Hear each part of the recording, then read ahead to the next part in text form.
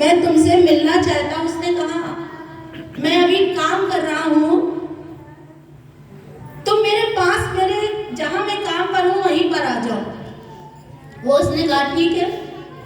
वो उसके पास पहुंच गया और दोनों में बात होते होते कब अध्यात्म की तरफ बात चली गई। उसने कहा देखो भगवान जो करता है, अच्छा करता है तो भगवान की वाह करते हैं, भगवान की ओर नहीं देखते, और जब जैसे बुरा होगा वैसे वो भगवान की ओर देखता है। उसने कहा नहीं ऐसा नहीं है। उसने कहा बिल्कुल ऐसा है। उसने कहा बताओ, मैं तुम्हें प्रूफ करके बता सकता हूँ।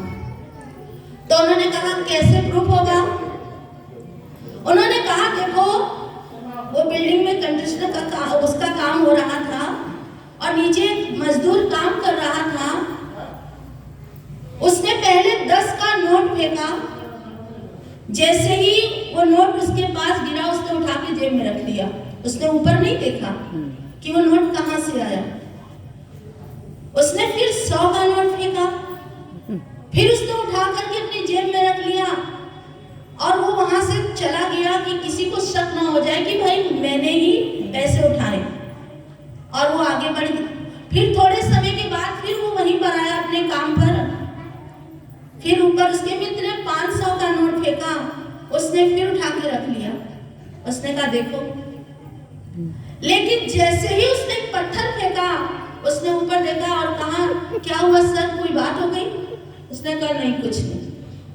कहते हैं जब व्यक्ति के जीवन में सुख आता है तो वो मिठाई समझ करके खा लेता, और जब दुख आता तो परमात्मा की ओर देखता है कि भाई मैंने तो इतना कुछ किया तुम्हारे लिए, लेकिन तुमने मेरे साथ क्या किया। तभी कहा सुख में सुमिरन ना किया, दुख में किया याद, और कहे कबीरता दास की कौन सुने फरियाद। कि जो गुरु होता है वो हमारे जीवन को बदल देता है। तो शुक्राचार्य जी यही कहते हैं कि अगर तुम्हें इंद्र की गद्दी चाहिए तो तुम्हें 100 यज्ञ करने पड़ेंगे। अब 100 यज्ञ करा लिए, जब 99 यज्ञ हो गए, आखिरी यज्ञ बचा, तो भगवान को चिंता हो गई, देवताओं को चिंता हो गई। देवता लोग जो होते हैं वो भोग को भोगते हैं। आप हमारे शास्त्रों को पढ़ लीजिए। और भगवान के पास गए और कहा कि प्रभु अगर इसका ये 100वां यज्ञ हो जाएगा तो ये इंद्र के सिंहासन को प्राप्त कर लेगा, और जिनके गुरु देवताओं और दानों को अलग समझते हैं, भेद करते हैं, तो वो हमारा क्या करेंगे? तो आप ही समझिए। भगवान ने कहा बिल्कुल सही है, क्योंकि अगर टीचर ही बुरा बन जाए तो बच्चों का तो भविष्य खराब ही हो जाएगा। तो उन्होंने क्या किया, भगवान ने वामन अवतार लेकर के राजा बलि के द्वार पर पहुंच जाते हैं और राजा बलि से कहते हैं भिक्षाम देहि भिक्षाम देहि। वहां जो सेना खड़े थे भिक्षा देने के लिए, उन्होंने कहा क्या चाहिए महाराज आपको? उन्होंने कहा मुझे तुमसे भिक्षा नहीं चाहिए। तो उन्होंने कहा मुझे राजा बलि से भिक्षा चाहिए। अब राजा बलि तो यज्ञ में थे। अब जब बार बार हल्ला होने लगा तो राजा बलि उठने लगे। शुक्राचार्य जी कहते नहीं राजन, अपना ये 100वां यज्ञ आप पूरा करिए, आप कहीं पर मन मत लगाइए। उन्होंने कहा द्वार पर कोई खड़ा है और मैं यहाँ पर यज्ञ करूं, ये शोभा नहीं देता। उन्होंने कहा द्वार पर कोई साधारण व्यक्ति नहीं है, द्वार पर नारायण है जो तुम्हारा सब कुछ लेने के लिए आए। राजा बलि कहता है कि अगर देने वाला ही लेने पर आ जाए तो कोई क्या कर सकता है। राजा बलि द्वार पर पहुंचते हैं और कहते हैं बताइए महाराज आपको क्या चाहिए?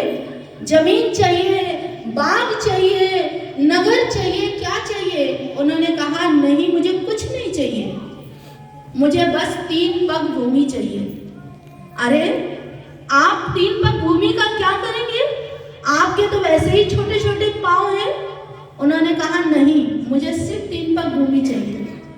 अगर आप कहें तो मैं आपकी किसी सुंदर कन्या से विवाह करा सकता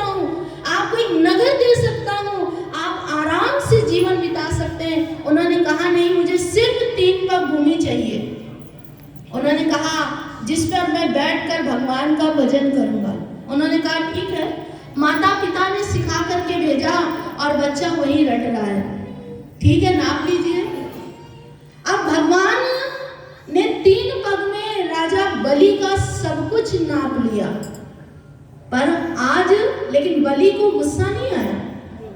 बलि भगवान कहते बताओ मैं ये तीसरा पग कहाँ रखूं?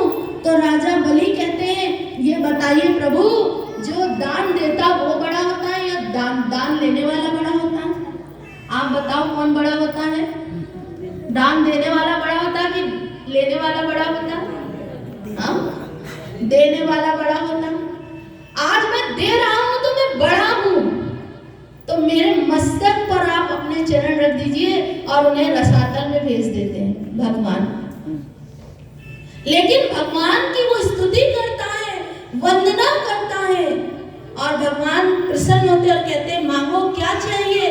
वो कहता मैं ये चाहता हूँ कि मेरे इस रसातल के जितने भी द्वार हैं, मैं जहां से भी निकलूं वहीं पर आप मुझे मिलना चाहिए। इसलिए कहा राम झरोखे बैठ के सबका उजला ले, और जैसी जैसी जिसकी करनी वैसा ही फल दे। देखो गुरु ये कहते हैं जो हमें धर्म के मार्ग पर चलाए गुरु वो होता है, जो हमें अधर्म के मार्ग पर चलाता है वो गुरु नहीं, वो हमारे जीवन का पतन कर देता है। तभी भगवान ने शुक्राचार्य की एक आंख फोड़ दी कि तुम एक आंख से सबको देखो।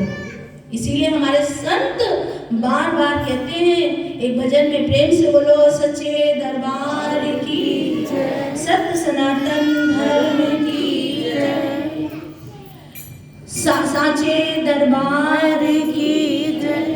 कब किस पर तेरी अमीर चले आए, गरीब चले आए, अमीर चले आए, गरीब चले आए, दाता तेरे दर पे फकीर चले आए, अमीर चले आए, गरीब चले आए, दाता तेरे दर पे फकीर चले आए, दाता तेरे दर पे फकीर चले आए। तेरे रंग में रंगी में सांवरा, लोग कहते हैं मुझको बावरिया। तेरे रंग में रंगी में सांवरिया, लोग कहते हैं मुझको बावरिया। अपनी कृपा करो मेरे टुकड़े हरो, अपनी कृपा करो मेरे टुकड़े हरो, हरा वालिए। अमीर चले आए, गरीब चले आए, दाता तेरे घर पे फकीर आए, अमीर चले आए, गरीब चले आए, दाता तेरे घर पे फकीर चले आए। तूने लाखों की बिगड़ी बनाई, मेरे बारे में देर क्यों लगाई? तूने लाखों की बिगड़ी बनाई, मेरे बारे में देर क्यों लगाई? यही अर्जी मेरी आगे मर्जी तेरी, यही अर्जी मेरी आगे मर्जी तेरी, हरा वालिए। अमीर चले आए, गरीब चले आए, दाता तेरे घर पे फकीर चले आए, अमीर चले आए, गरीब चले आए, दाता तेरे घर पे फकीर चले आए। धन्य दाता ये धन्य तेरा ज्ञान है, सारे जग से निराला तेरा धाम है। धन्य दाता